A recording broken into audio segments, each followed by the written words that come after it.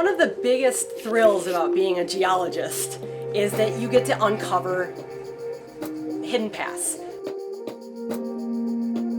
We can look at different types of rock outcrops and we can say, this used to be a lake or this used to be a tropical rainforest. And it's awesome to be able to do that on another planet. Anywhere in the universe, it's got rocks. You can use these techniques. I'm a planetary geologist. I work on Mars sedimentology, and I'm a PhD student here at Old Dominion University in Norfolk, Virginia. I do remote sensing, basically imaging, and I do mapping on Mars with satellite imagery to try to take a look at outcrops and see maybe places that we want to put a rover on Mars. I was awarded the Virginia Space Grant Fellowship as a graduate student, and that project actually took me on the Mars 2020 mission. And with that mission, we were in the process of trying to pick a landing site. So I was very fortunate enough to be a student external contributor, and I actually helped map one of the 3 final landing sites, which was Jezero Crater on Mars. And NASA administration actually selected the site that our group was working on for the Mars 2020 rover.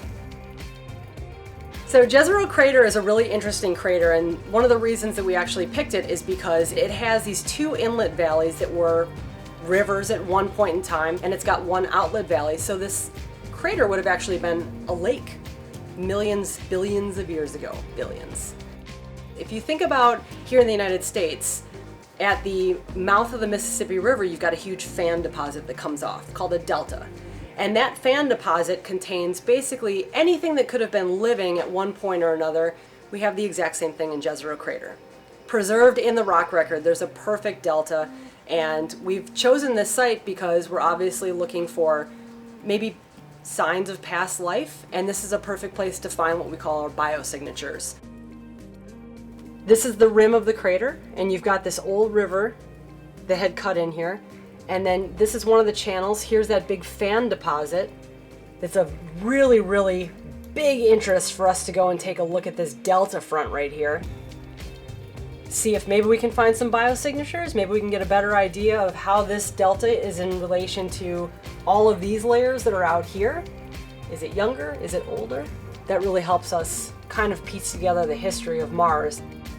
We have elevation models that basically act like a topographic map. We can kind of see, is this something the rover might want to sample? Is this something the rover might want to skip or avoid? Is it a hazard? And we actually mapped this area at a scale that is so high resolution that the rover teams could use it. The rover's job is to cache samples, as we call it. It's going to leave them on the surface, and then we are going to retrieve them later with a completely separate mission. We do not have any samples of Mars on Earth brought back for analysis yet, so it is a revolutionary mission. It was just completely awesome to hear that your landing site that you've been working on got picked, and I wouldn't have had that opportunity if it wouldn't have been for being a fellow with the Virginia Space Grant.